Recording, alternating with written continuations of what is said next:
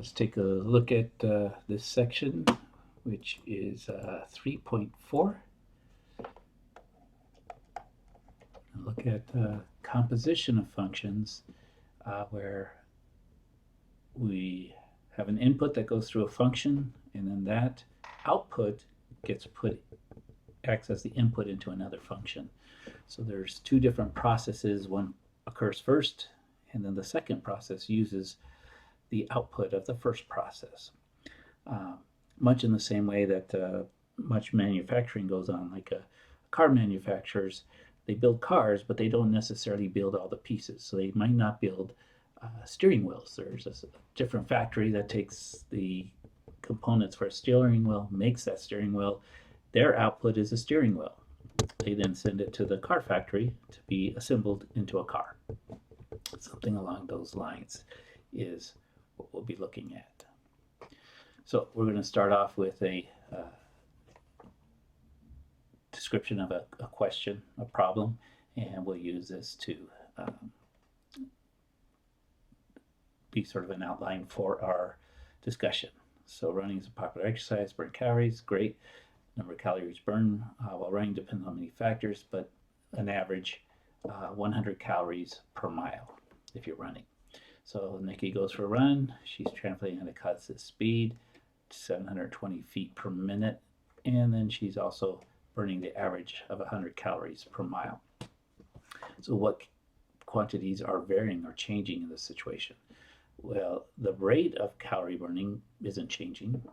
The rate that she's running at, the speed, is not changing. That's staying constant. But what changes is certainly the distance that she's traveled and the time that she's spent jogging. That's another thing that changes. And the number of calories that get burnt as she runs. So there's at least three that I could think of. So number of minutes, certainly that's, and the distance is changing, and the number of calories. Her speed is constant, as is the calorie intake staying the same on average. Okay. So how are they changing? Well, distance is obviously increasing. Time is obviously increasing. The longer she runs, the more she's going to do. And then the number of calories will increase over time. The longer she runs, the more she'll burn.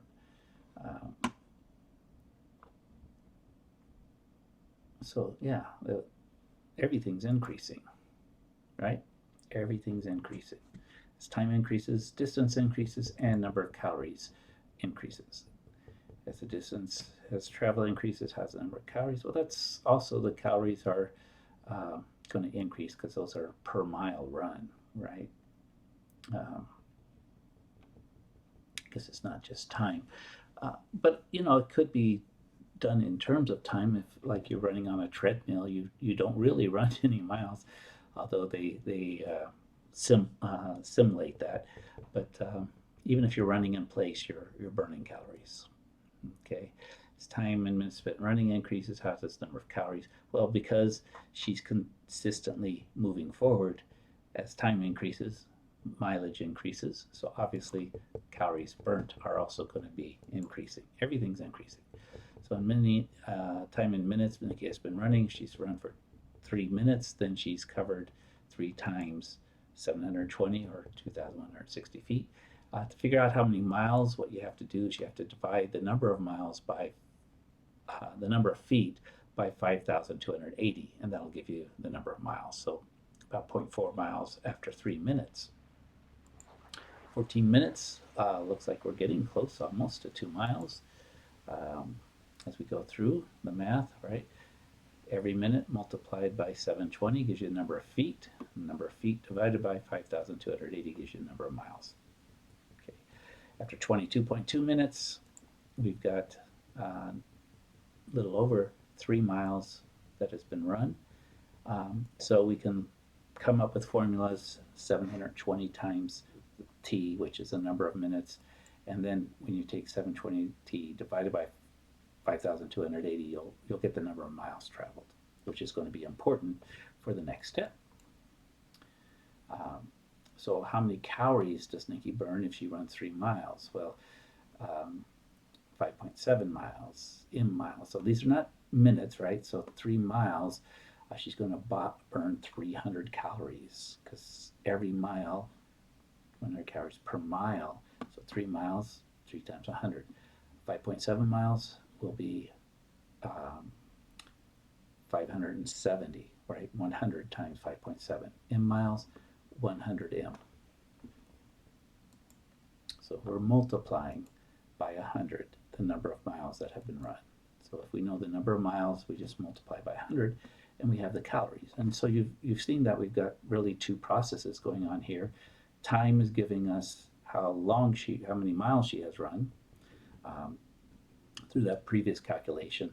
And then knowing how many miles she has run, we can now take that output, becomes our input for how many calories have been burnt. Okay, so in minutes, number of calories, again, this is not going to be a direct, so it's not 4 miles, it's not going to be 400, but what I'm going to do is take the 4 miles times the 720 divided by this will give us number of miles, right? Then we multiply that times 100, so what we find out, it's 54 calories that would be burnt in the first 4 minutes. Not bad. After 11 minutes, 150 calories have been burnt, about half a donut. After 19.2 minutes, 261 miles. So think about that. If average donut's about 300 calories, so if you eat a donut, you're going to have to run about 20 minutes or more.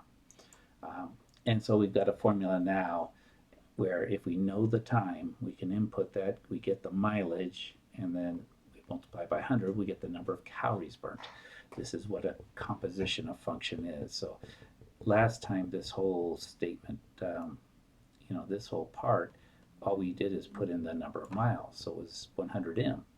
But this is the composition we're plugging in the first, the calculation of given time, how many miles into here. So there's really two functions going on, the one being put inside the other.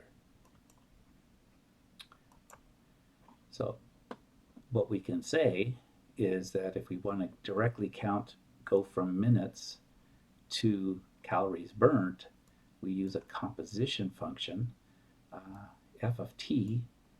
Again, t is the initial input. We calculate the miles and then multiply by 100. Okay, and what we can do is we can go directly from t to calculating the number of calories burnt by using a composition of functions. So the first one was really, we were calculating miles, right? Miles, so maybe m of t. So that became equal to 720 t over 5,280. The second part, when we were going to calculate the number of calories, right, we could think we were going maybe calories of per mile, right, because that's what we had, was just equal to 100 M. And so what we could see is what we're doing is we're doing a composition where M is replaced by this function that created it, right? This gives us a number of miles, and so we get a composition function, not just 100 M, but we go back to the original input of time in this situation. This is called a composition of functions. One function is the input for the other function. The output of one function becomes the input of another function. Okay. So now we'll move on to the next. Label the side lengths x, marked in inches, draw a diagram of a square. So here's a square. X is side lengths. Okay. Square, all sides are equal. Visualize the square growing and shrinking as the value of x changes, and think about how the square's perimeter compares to the length. So yeah, the perimeter is right? Because each side is an x, so the perimeter is going to be 4x. So as it gets bigger, the perimeter gets bigger as x gets bigger. It gets smaller as x gets smaller. And we got a little visual here. And you see as the sides get bigger, perimeter gets bigger. It's 4 times as big as the length of the side.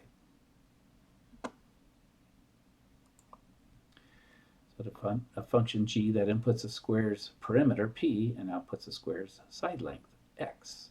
So that's the output. So input the square's perimeter.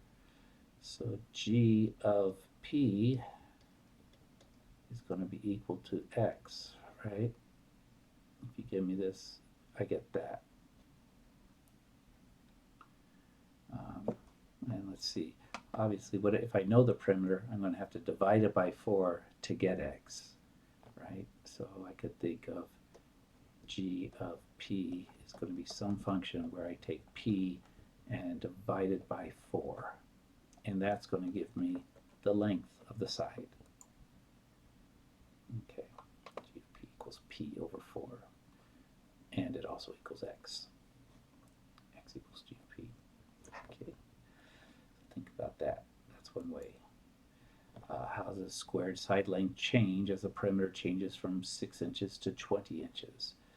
Calculate this value and represent it using function notation. So again, these are perimeters, so remember to get the side lengths, we're dividing each of these by 4. There's 5, and that's 1 point something, 1.5. So g of 20 minus g of 6, so 20, 6/4. You subtract 20 minus 6 gives us 14 over 4, which is 7.5, which is 3.5 inches. So the difference, the change in the side length is 3.5 inches. So as the perimeter was 6 inches to 20 inches, the square side length increased. So you could also individually calculate each side length, and you would see that there would be a difference of 3.5. Now we want to define that. Remember, we're dealing with composition of function. We want a new function h that inputs the square's side length and outputs the square's area. So again, we go from our drawing. We've got x. Area is length times width. Square, since it's the same side, we're going to get area equals x squared. And then again, we can use function notation for that. We let a equals h of x, so we have function notation. H of x equals x squared. I'd like to kind of stick with a for area, but we could use h. We could use h. So now let's think of this. So if we know the input is, we know the perimeter of a square, we could then calculate its side length, which then would allow us to calculate the area using a composition. Determine the area of squares that have each of the following perimeters. So we know the perimeters. What we want to do is directly calculate the area. So remember, we would, knowing a perimeter, we divide that by 4. That gives us the side length. And then to get the area, we're going to need to square it, and that will give us the area. So in each of these, those are kind of just the mathematical steps we go through to calculate them. So that's for the 24. For the 60, we do the same thing. Let's divide it by 4. That's now a length of a side of the square. If we square it, length times width, we now get area, right?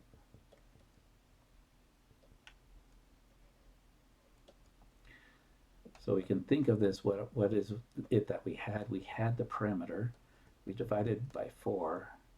When we square it, we get our area, which we could define as h of, I think we had g of p, a composition. We've got the calculation of the side length here, and then the calculation of the area. Okay, so they just set it up and do the calculations. do the calculations, get their values. So the next step is going to be, coming up with the formula. And they took it a little step further than I did, p over 4 squared. So this square is going to distribute, so you get p squared over 16. Okay, so that's the relationship there. And what we're really getting is we're getting a final function that is really a composition. So f of p comes from two functions being put together. The h, which we used for the area, the g, which we used to find the side, and we started with the perimeter. So we put the perimeter in, we found the side length, we put that in the h function, and now we just say that's one function that you can go directly from perimeter to area. So that's this function.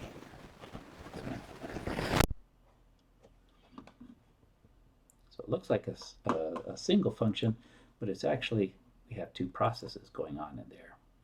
So first thing we do is you take your perimeter, put it into the g function. And again, what's happening in g is you're taking p divided by 4.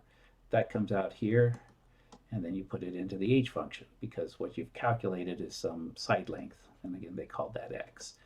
And then when you get into here, what are you doing? You're taking x and you're squaring it, and that'll give you your area. Okay, so composition of functions. One process occurs, gives us an output. That output gets inputted into the next function, and we've got a new output there. So they show the details here. X is p over 4. Plug it in here, take x in here, and then you square it, or you take p over 4 squared. Okay, keep it all together. So the formula we're getting is an input of perimeter length. Directly now will give us the area. Walking backwards, perimeter length gives us the side length, and then we square that. And so perimeter length coming divided by 4 squared, we get this formula. And that's what we call a composite function. One function getting plugged into the other. Two processes going on. And so you could think of it as a chain. They're connected by that input into one, output, that output becoming the input into the next, and then we're getting another output. So that's the idea of a composite function.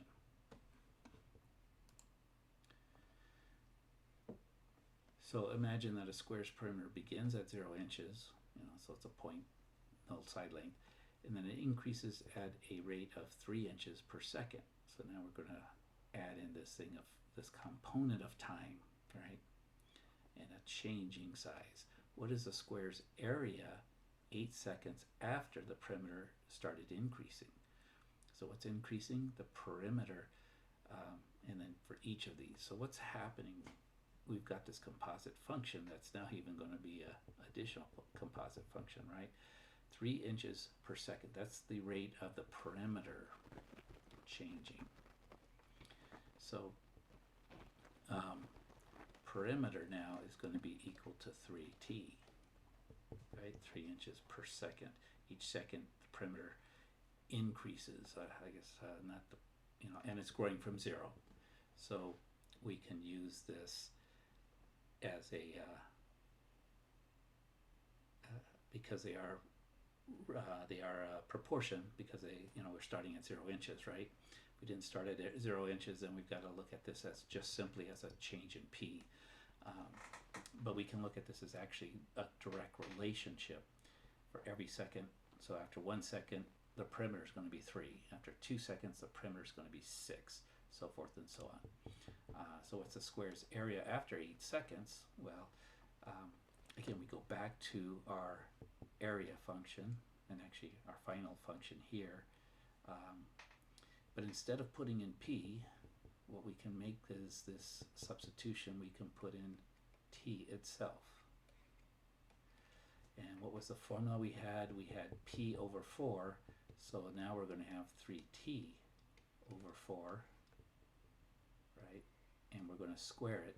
That will give us, again, so what's happening here, this is the perimeter divided by 4, that's going to give us a side length.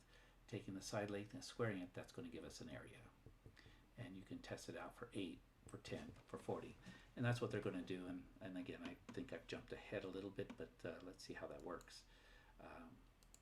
So yeah, P is equal to 3T.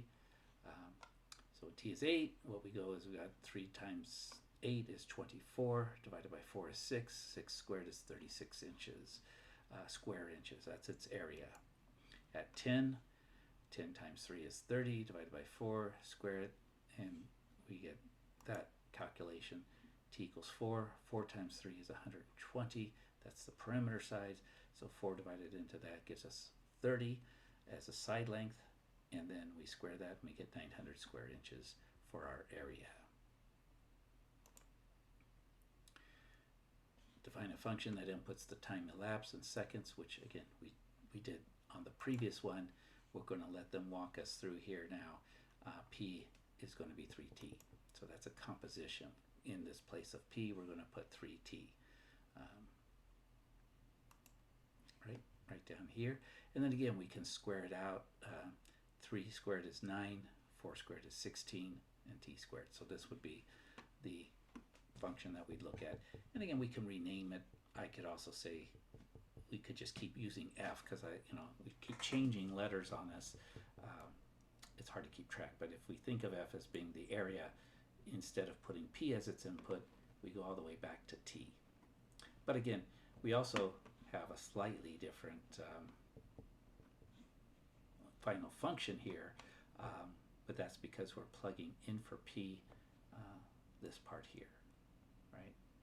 That P is, we're substituting in 3T. That's the idea of a composition. We're starting one process. We're defining one variable in terms of another variable. So if I know T, that's an input, gives me an output of P. P is the output and now becomes the input into the next function, and we move forward. Okay. So again, you can kind of think about this, but what this is doing is it allows us to talk about how the area of a square changes as the sides change over time. Okay. So now we're going to look at two functions. This one is the G function. Over here we have the F function, so they give us those labels there.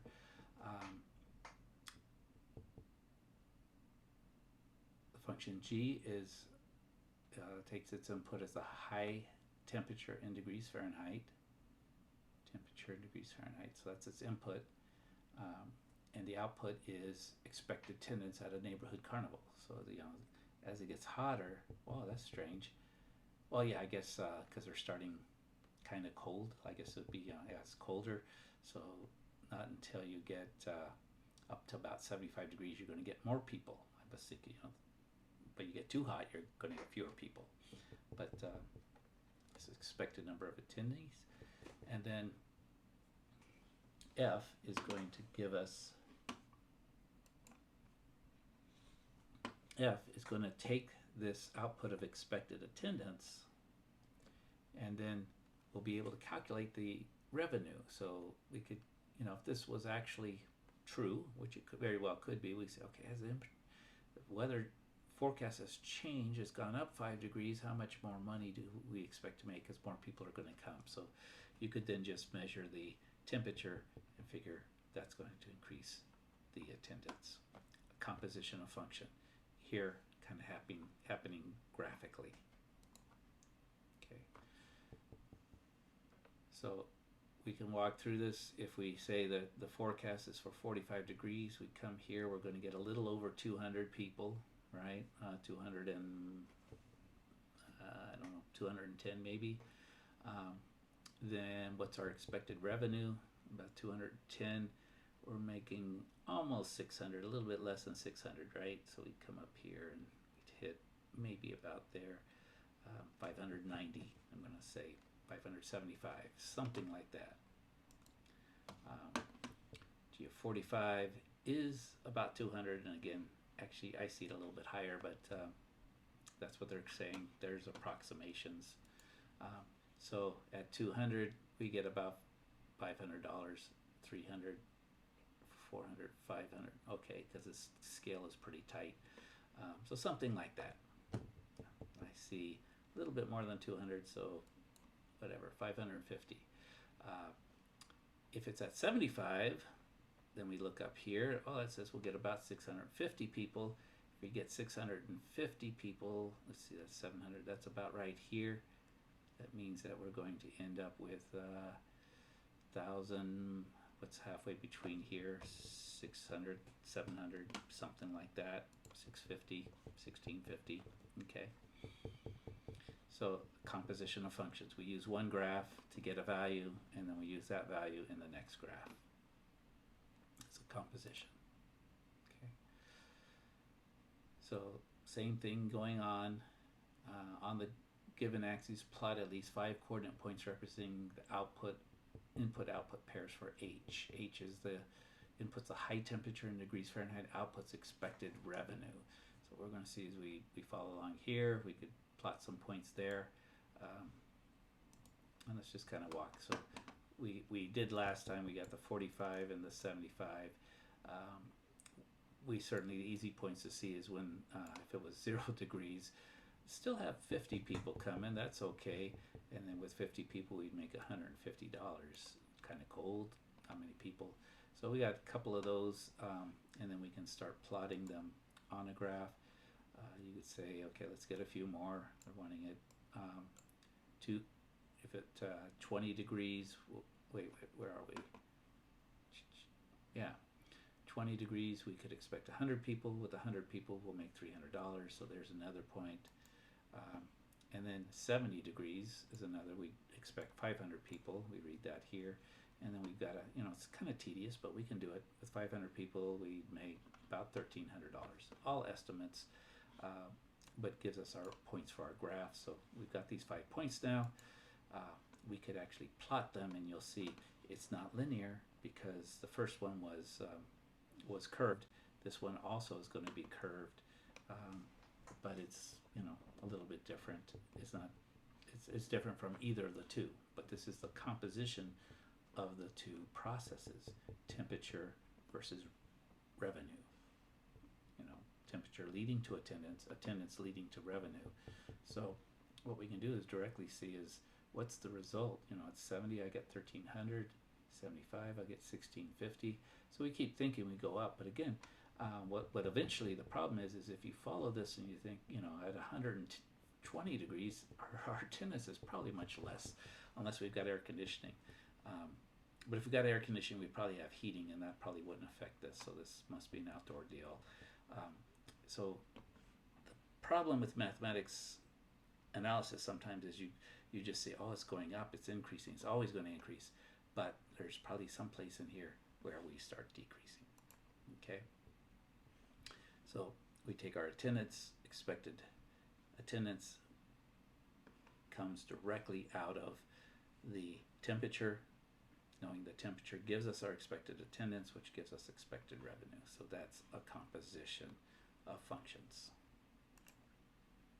Okay, and we see we first calculate, knowing the temperature, we calculate that. That leads to proposed attendance, which then gives us a revenue. And then if we do this enough, we can draw a graph, and we could directly go from temperature to revenue, which makes it easier for maybe our frontline folks. All they have to do is refer to that chart. So a couple different ways of noting this. Some people will call this FOG, F-O-G, but it's really F of G. That's how we read this. So it's a composition of two functions. The second one is the input function. The first one is the output function. And when we rewrite this, as we can see down here, it's a little clearer. G of x is inputted into the function of f of x. Okay, so whichever comes first is what I like to call the outside function. The second one is the inside function. It's the one that really has to happen first. Order is important because that's, in this case, is causative. Temperature is causing, warmer temperatures are causing more people to want to come to the event, which then, with more people paying the entrance fee, we are making more income. Not all of them are causative, but this, I would say, is certainly seems to be causative. Okay. Warmer temperature, and we could say, yeah, if it's too cold, I'm not going out. Some people are, and they're going to go out no matter what. So what is f of g of 70? Well, that's saying that at 70 degrees, what will the revenue be, right? We go directly to revenue. We don't, this part here, I mean, we do the calculation of expected attendance, but it really, we're thinking it gets us directly from temperature to revenue. That's what it's going to do. Okay. Why does it not represent a real world quantity? Well, I think it does. Income, money in your pocket, and the input of G and high temperatures are not the same quantity, so we are unable to compose these two functions in this way.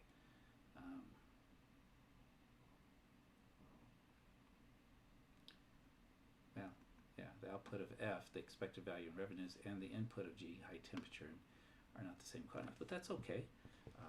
They're not, they're not measuring the same things, but there is a relationship between the temperature and attendance, and then attendance and money in the bank. So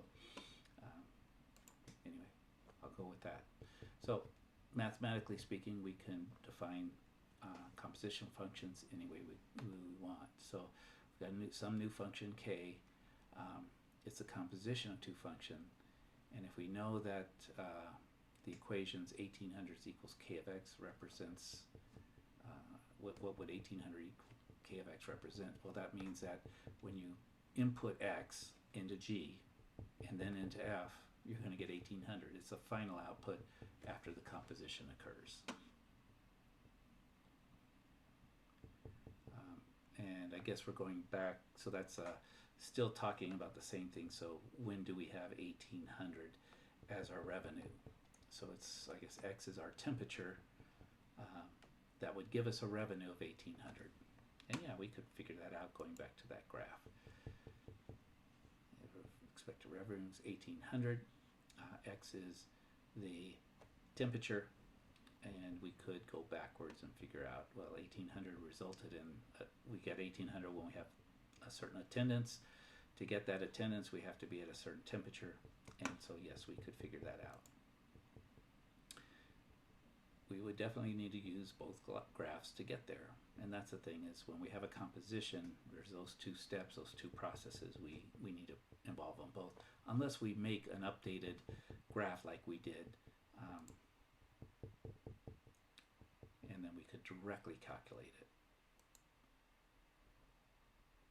Okay, so again, if you go back to the graphs, say if we got to about 78 degrees, I think what you'll find is, again, you have to do the research, but probably as you get above 78 degrees, you probably start losing some people. So it's not something that always goes up. My beliefs anyway. But I'm from Oregon, so Arizona people might say they would keep coming till maybe 90 degrees. I don't know. Okay, but anyway, we can look this up. Composition of function, working backwards. To get a revenue of 1800, we need attendance of 700.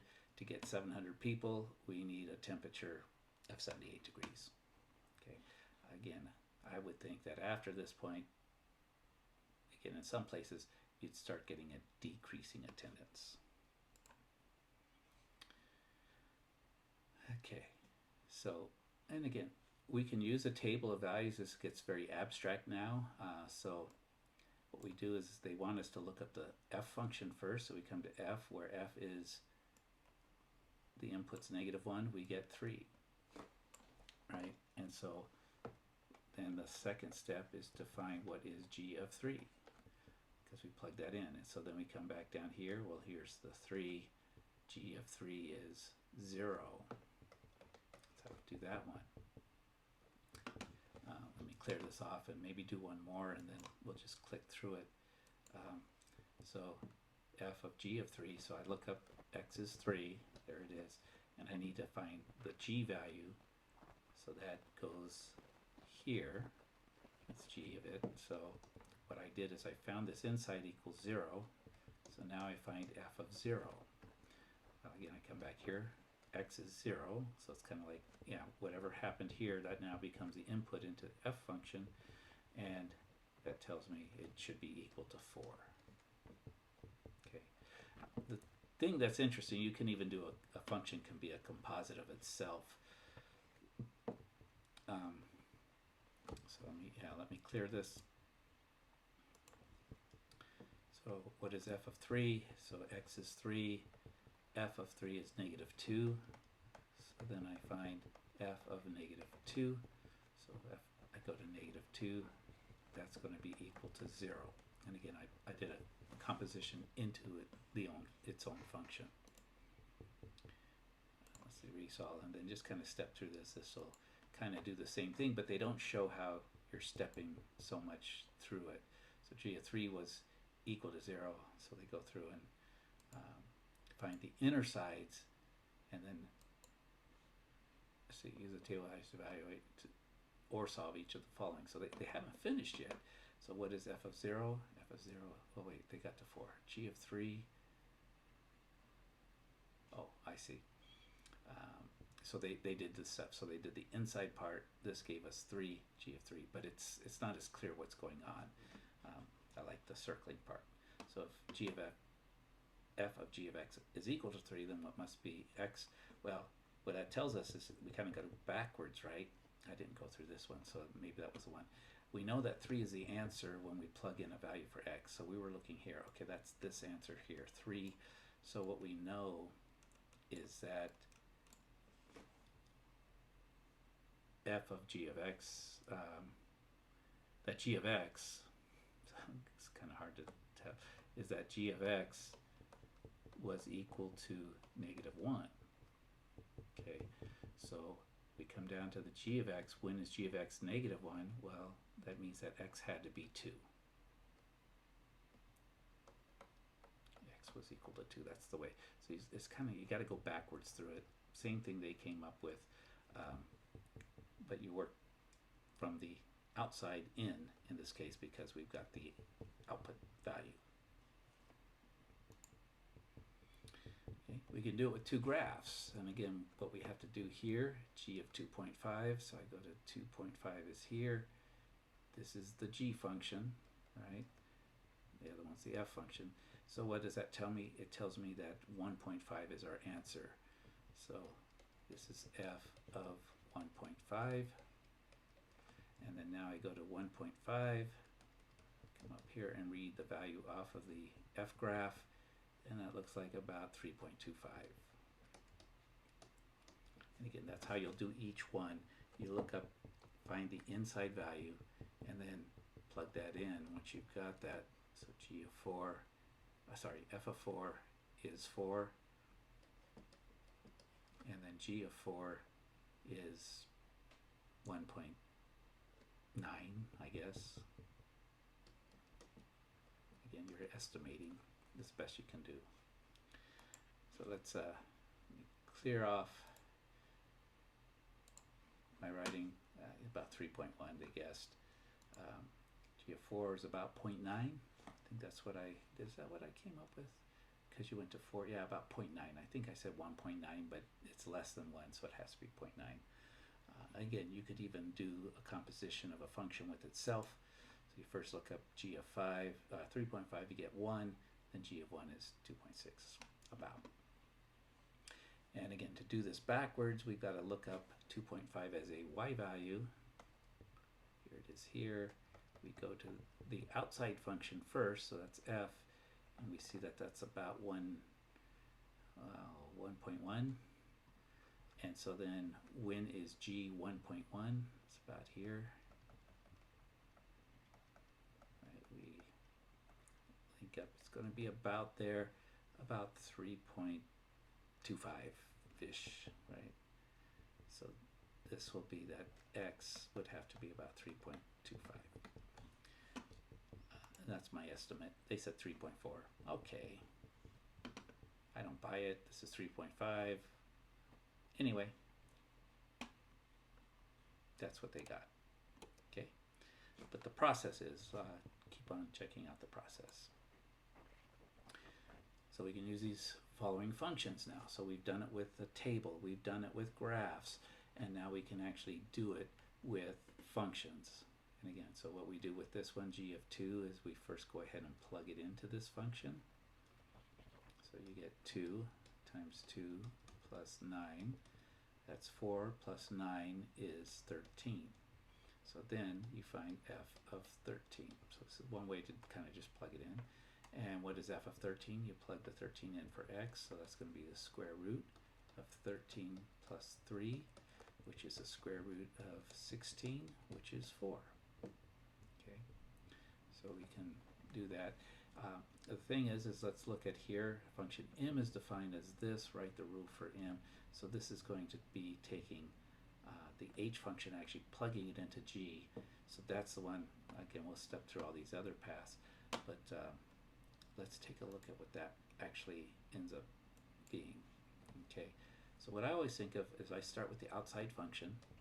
It's going to, the inside function is going to get plugged into it. So what I do is I'm going to rewrite this g of h of x. I'm going to rewrite the g function as 2x with a big parentheses, because that's where the input goes, plus 9. So if you do that, and then can I change color? No, I don't think I can. It would be nice if I could change color, but it doesn't let me. What I'm going to do is, in here is the function h of x, which is this. So I just put in x over 4. Now I can simplify that, right? 2 divided by 4, this is going to be x over 2 if you want to simplify. I like leaving it this way because then I see all the calculation that's going on, right? So this is our final simplified version, but or a simplified version, but that's how we move on to actually get the function as a composition, and you could do that for the following one. So let me just clear this all out, and then we'll step through and have them do the steps for us. Again, 61 goes into f, you calculate, you get that it's 60 square root of 64, which is 8. Then you plug in 8 to the h function. 8 divided by 4 is 2.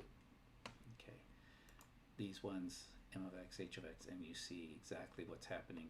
Big parentheses, you're putting h in for x, and we've got that same thing we got. And then we've got this other function. We're going to take f of x, so this part here is going to get plugged in for the input into the g function. So you're going to get 2 times the square root of x plus 3. And that's not going to simplify because you can't come inside this square root. Okay? And that's it for 3.4.